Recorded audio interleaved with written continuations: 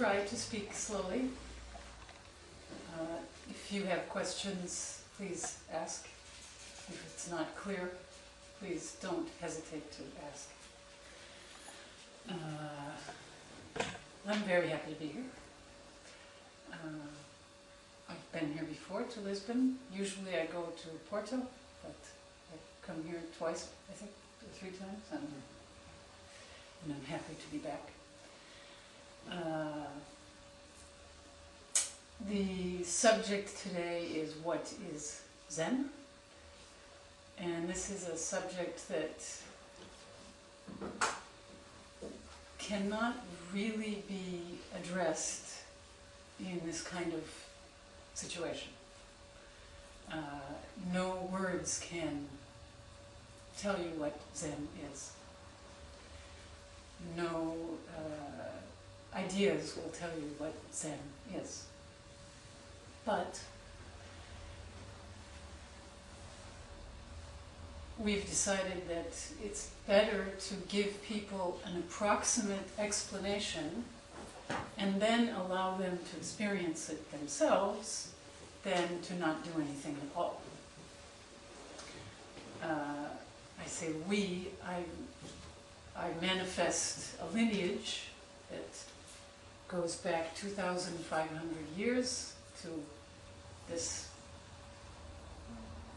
statue represents the original founder of this line, whose name was Shakyamuni, Buddha.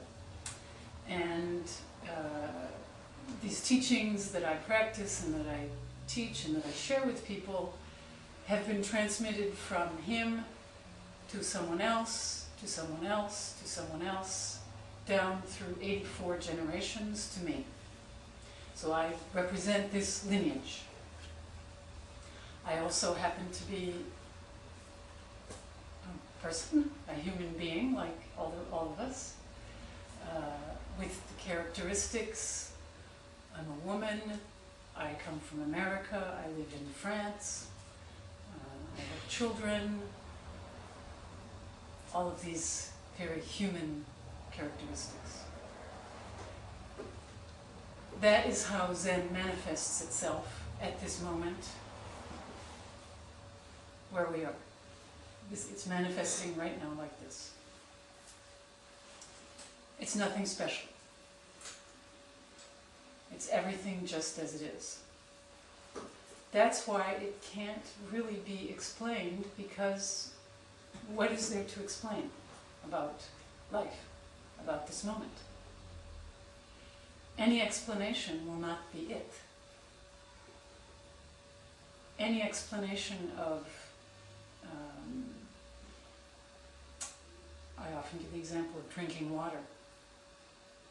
I can tell you what it feels like to drink water, but you will not know what that is until you drink the water yourself. Zen is that. It's not a religion. It's not a philosophy. It's not a belief. It's not a set of ideas. It's not a doctrine. It cannot be defined. It's a rebel. It's an outlaw. And yet it is not outside of anything. It's here and now all the time. So it's not an outlaw in the sense that it is everything. So now that I've given you all these words, telling you that it cannot be explained, I will tell you how we approach it as a regular practice. Because you could be thinking, okay, well, if it's everything, everywhere, every moment, then why even call anything Zen? And why bother saying that there is a lineage of people who transmit some teachings that don't need to be even spoken because it's life? Well, we don't usually experience our lives in that way. we're usually feeling unfulfilled. We're looking for some answers, maybe, why am I here? Who am I? What is the meaning? I'm not satisfied. I don't feel good about myself. I want what that person has.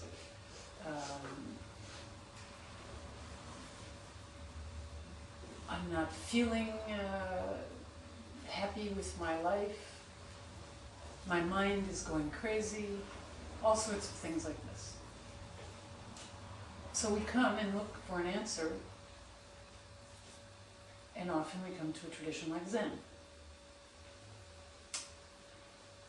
which will not provide the answers, but proposes a practice that will introduce us to a possibility, that will show us a way to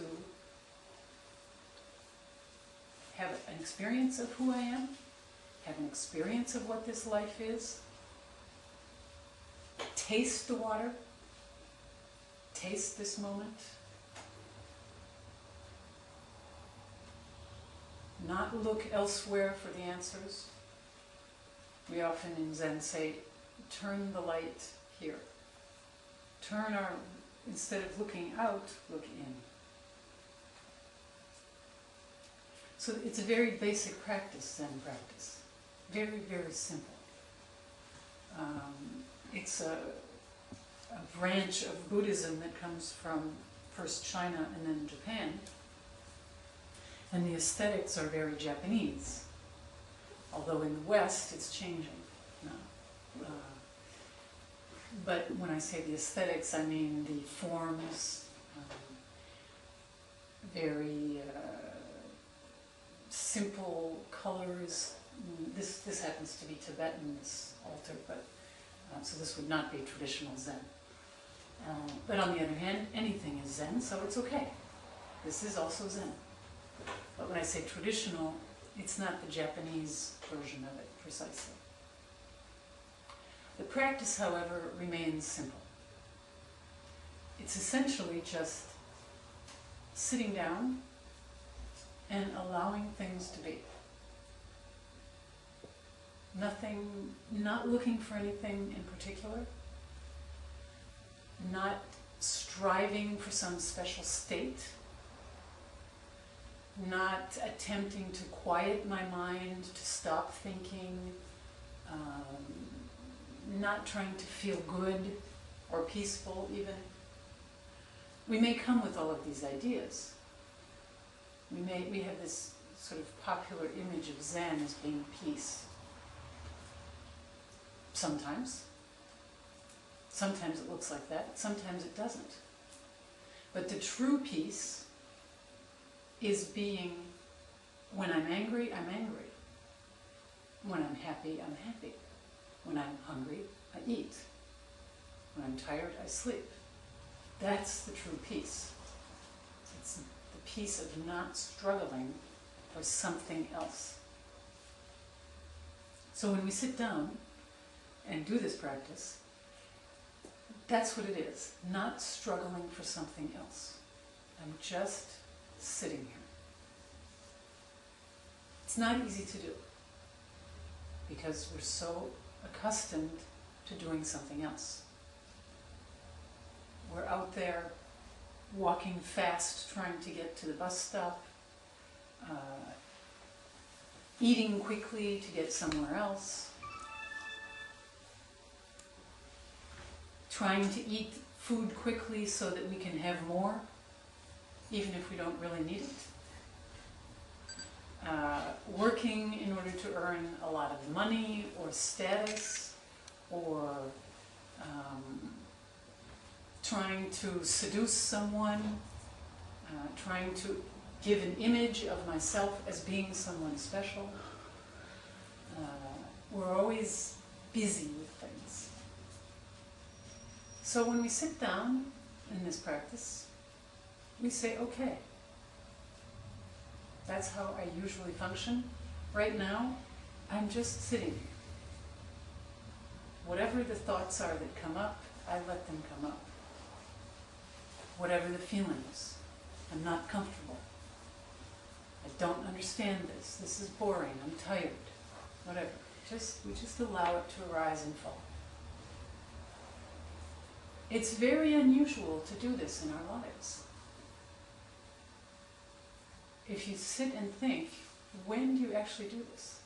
Even when you're going to sleep, you're usually thinking about all sorts of things. Or maybe just, boom, falling right asleep, if you're lucky.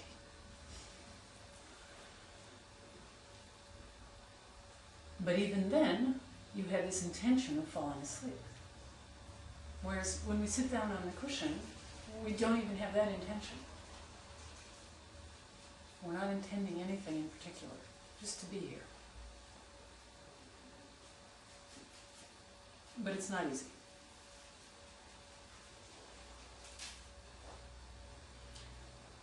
Now, an image that sometimes I use, I'm not sure what these dolls are called, but they're a special kind of doll that has a weight in the bottom of it, and so when you push it, it falls down and then comes back up. It has a round bottom and falls down and comes up. Or maybe sometimes we see a punching ball that you punch and it falls down and comes back, falls down. Well, we can have that notion about ourselves when we're sitting here. Whatever comes by, whatever it is, it's the equivalent of falling down and coming back. Whatever it is, it sweeps us one way or the other, but we're still here. We remain here. And the posture manifests that, although we're not actually swaying and moving with each passing thought. At least physically. Our mind is doing that, possibly, but physically we're not. Can we have that flexibility? And that involves recognizing the thought, recognizing, oh, I really think this is boring. Or I'm so angry at my husband for what he said last night. Whatever the thought is that comes up. Maybe we're swayed by it, but then we let go of it. We don't say, oh yes, and so when I see him tomorrow, I'm going to tell him this. And he did that last time too. And then next week, when he goes away, I will do on and on and on and on. We don't do that. We see, okay, I have this thought. I let it go. It's the equivalent of coming back. The doll goes this way and then it comes back. And then it goes this way. I really liked what I had for lunch. I come back. It's warm in here. And then I come back. All around, whichever way it goes, and I come back. It's not easy. It sounds simple when we hear it explained. And you say, oh yeah, okay, sure. I can do that. Or you may think, oh no, I could never do that. I'd really like to have these fantasies and think about what I will do tomorrow. Or I'm so mad at him that I'm going to sit here and think about it for an hour.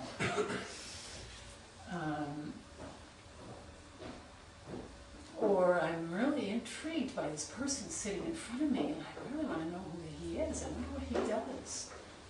Maybe he's a lawyer, or maybe he's a student. He looks like someone I knew before 5 years ago. I wonder what happened to him. Oh yeah, he plays in a rock band. On and on and on. It's like, it starts out as just one car, and then another car is attached, and pretty soon it's the fast train to, I don't know, Barcelona or something.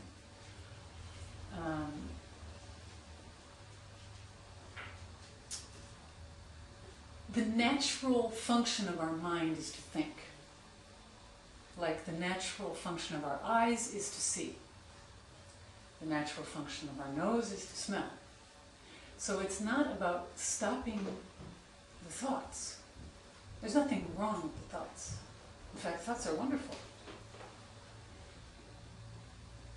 It's not about plugging your nose so you don't smell anything while you're sitting here, or closing your eyes. In fact, when I explain to you exactly how we do it, we keep the eyes open. It's not about plugging my ears to shut out the sounds. It's about welcoming the sounds, welcoming the scents, the odors, welcoming the thoughts, opening the doors and saying, come on in. You're free.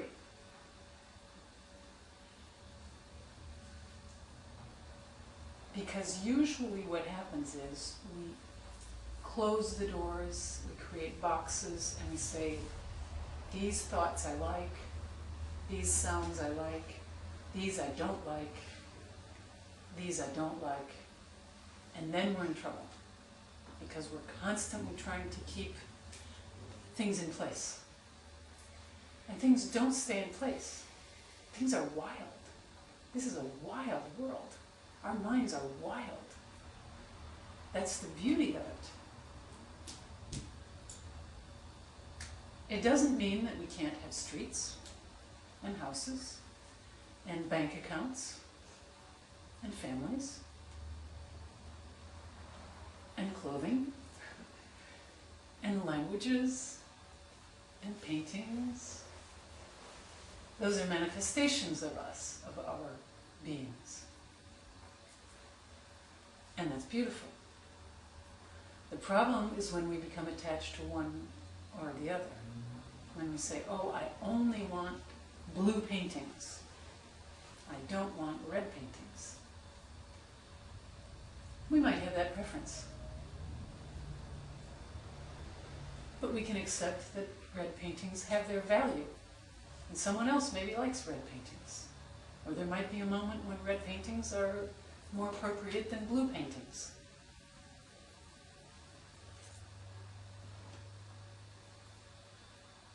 Do we have that freedom,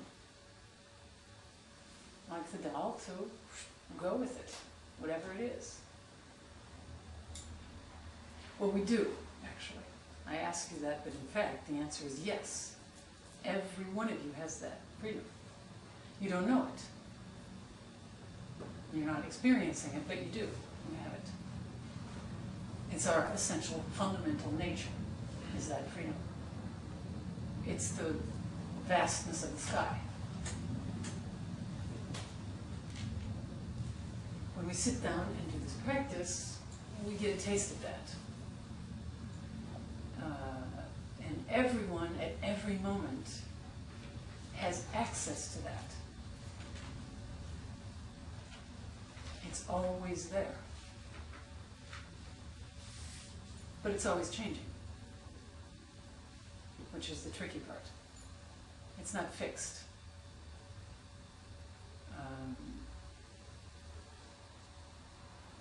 It would be like trying to grasp the air. You can't do it. It's changing all the time. Life changes. Life is change. Right?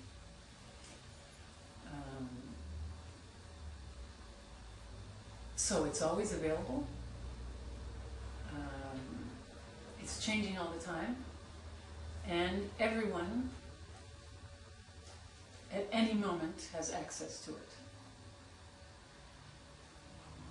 That's why when we sit down on a cushion, we never know what will happen.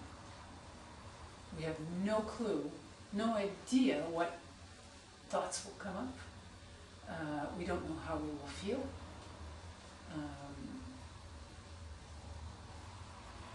And if we come with a specific idea and we stay with it, then we will suffer.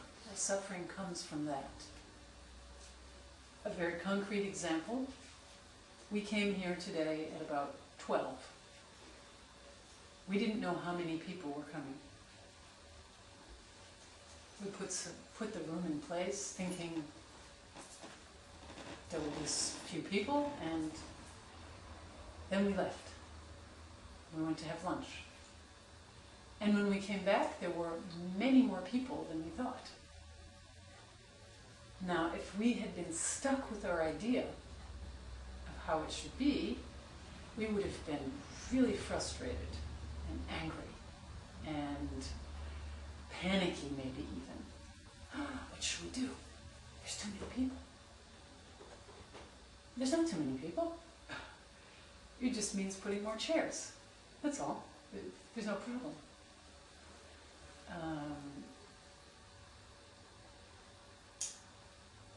That's a very obvious situation that you all can understand. Well, every moment is like that. We come to every moment with an idea of how many people there will be and how many chairs. And then the moment is never like that. There's always more people or less people than what we think. It can never be what we think, because what we think is an idea. It's not the living, breathing moment. It's just an idea. So we have a choice then. We can, if there are more people, put more chairs, or we can push people away and say, no, not you. Or we can struggle and try to figure out what to do and think, well, no, but there should only be 10 people, not 20. Oh, but these chairs aren't good. The room doesn't work like this. We didn't plan it like that. It's a choice. We have a choice in every moment how to react. When we sit down and experience the moment in this practice, we become more familiar with this change, with this constant arising and falling.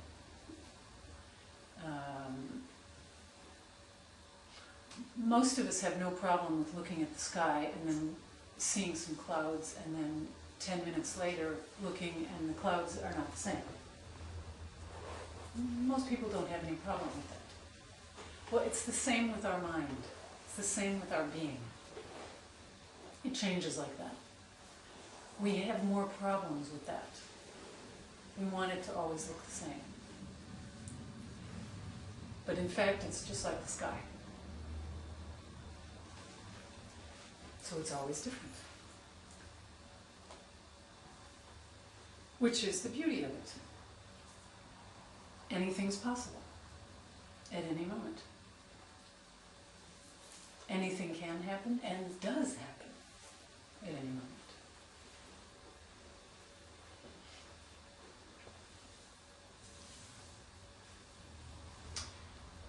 So, we have a technique that we use when we sit.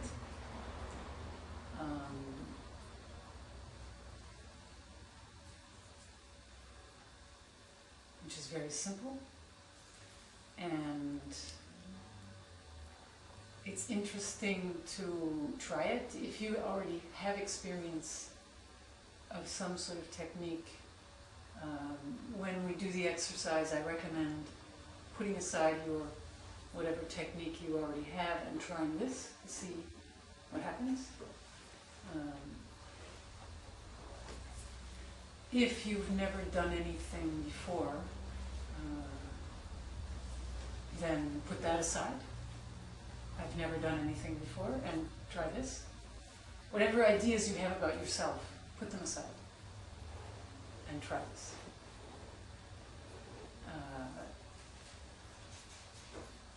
Everyone here is a beginner today, because none of us have ever been here before in this situation.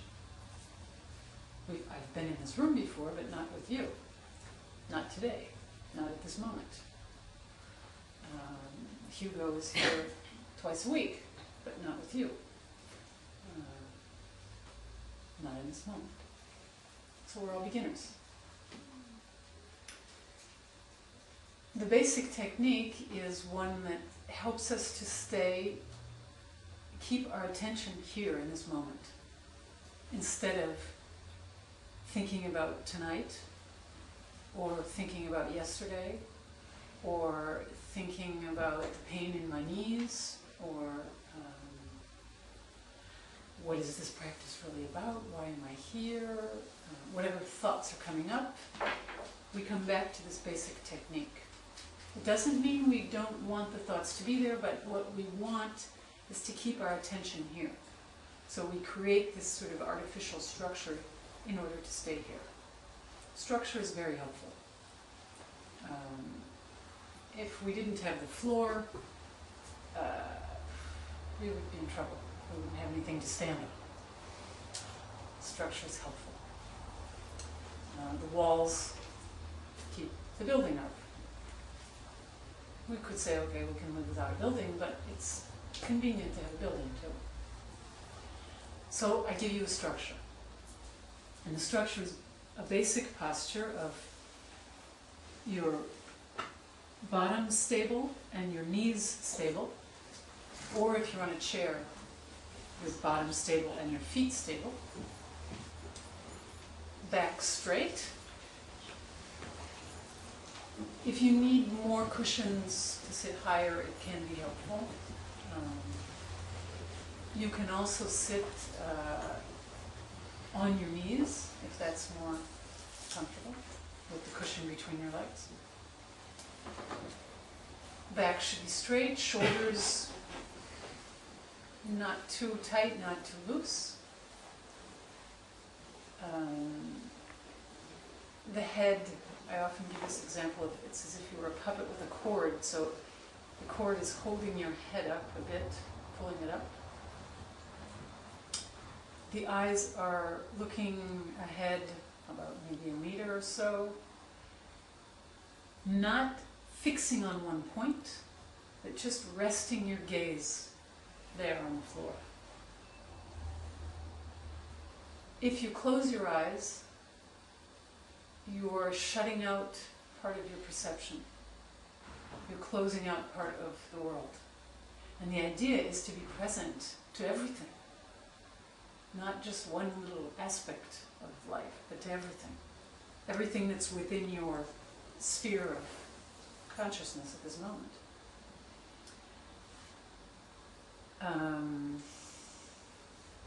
And the hands we put into what we call sometimes the cosmic position or sometimes the meditation position.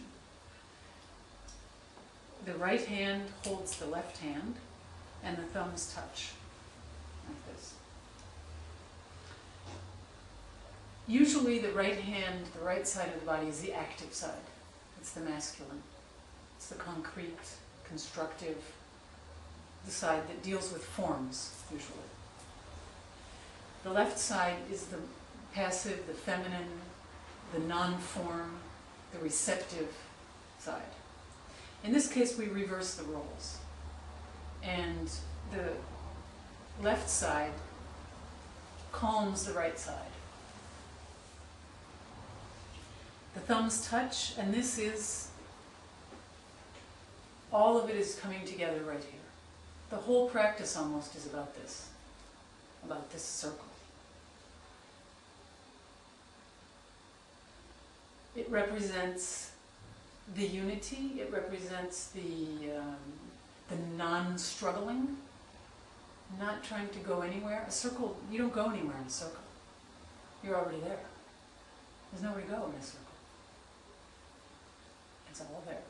It's complete right there. This represents what we're doing. We're not going anywhere. We're already here. We're not trying to be someone. We already are someone. We're not trying to get anything. We already have everything. We don't know that. I'm telling you this. Of course you're thinking, well, I don't feel like I have everything. I don't feel like I'm already there. I don't feel like I am someone. I understand. But my experience is that, yes, you are here. This is it. There's nothing else. This is it. It's all here now. We have our hands like this, and we have them resting. If you're sitting on the floor like this, you have it rest. Use your thighs, or you can use something else to boost it, to keep it in place. If you're trying to hold it like this, there's a lot of effort and you will be struggling. And the point is not to be struggling. So try to find somewhere where it's resting comfortably. Okay, now that you're in this posture, well then what do you do? Originally I said you just sit. That's very difficult to do. very, probably the most advanced practice. It sounds crazy, but it's true. Because very quickly we become involved with something else. So we give ourselves this structure, which is our breath. This gives us a point of reference. Instead of just letting our mind shoot all over the place, we bring it back to our breath. Our breath is always here and it's always moving. So we don't risk becoming stuck somewhere because our breath is constantly moving. It's not like if we said, I will bring my attention to this spot on the floor. I bring my attention to my breath, which is always moving. And yeah, I reduce that attention even more. Not only do I pay attention to my breath, but I will count it. That focuses me even more. That gives me even more reference point, which is necessary now because my mind is not accustomed to this kind of activity. So when I breathe in and then I breathe out, that's one breath. It's a full cycle. In, out, one. In, out, two. I do this again and again until I arrive at 10. And then I start over again. Very simple.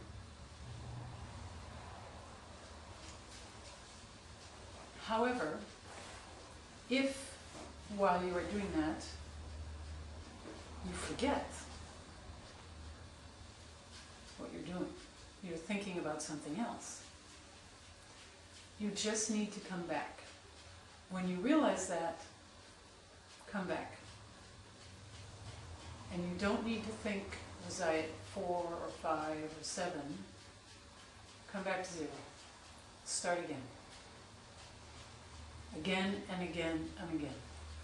If you find yourself counting more than 10, same thing. I'm at 15, oops, no. I'm supposed to stop at 10, I go back to 0.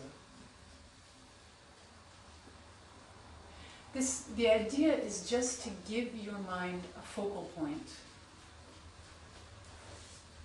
that's constantly moving, but that is not something that you can grasp onto and make a story about, which usually you do with your thoughts. You may find yourself making a story about the counting. Then you stop and say, oh yes, this is a story. I'm trying to figure out how to count in French, or I'm thinking what it must sound like to count in Japanese, or some other thing. Come back to 0. Again and again and again. Okay, I don't want to say too much more about it. We'll try it for a brief time, and then we'll see where everyone is and how it felt, and do some more talking, probably. Okay? Are there any questions about that? Is it okay? Clear?